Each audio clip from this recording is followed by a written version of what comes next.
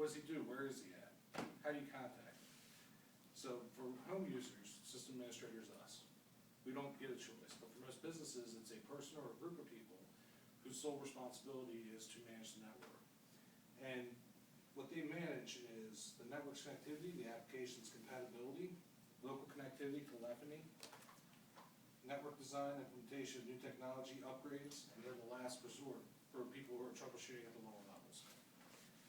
So with network connectivity, you're basically determining WAN connectivities, which is wide area networks, it's your internet service provider. When it goes down, who's responsible? That always winds up being the question. Your ISP is always going to say it's on your end. You're going to always say it's on their end. There's going to be guys in the middle that you have to isolate and troubleshoot and figure out whose end it's really on. That's basically all there really is to WAN.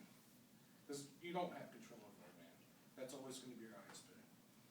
Application compatibility. So you have to do troubleshooting and testing of Office and other applications like CATIA, which is a CAD application, to basically figure out, is it going to work with my operating systems? When you go for an upgrade, you got to know, right off the bat, is this application going to work, or is it going to fail? And it could cost you $6,000 in license to find that out if you just go ahead and do an upgrade without testing.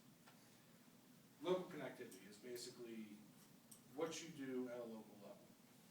Is your PC connected? When this PC loses connection, you're going to troubleshoot at a local level because you know everybody else in the building's okay. So you got to figure out what's wrong here.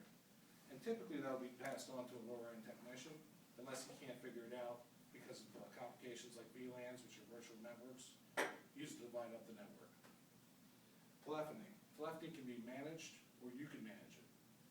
And that can be difficult depending on who your service providers are, who's going to be working with you, and basically what they're doing. So typically what would happen, like in DC, they have EXO Communications. They go ahead and they put a circuit in which basically gives you all your connectivity back to their home offices.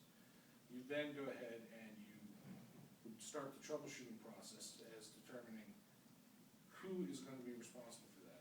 Is it EXO's responsibility? Is it Verizon provides you the actual line between EXO and you? Or is it going to be on your end once again? That goes, it's similar to the WAN connector. Network designs are topologies and other aspects of networks, which basically show you how your network is laid out.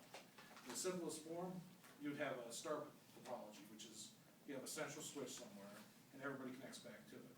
But there are other topologies that can come into play, like a bus topology or data fiber optic topologies. All advanced stuff, not something to really worry about there. And there's specialists. So when you become a system administrator, you actually tend to specialize in one area or another. So what you wind up doing is you wind up having a position in which you're going to get pestered constantly. Everybody's going to bother you about their computer problems.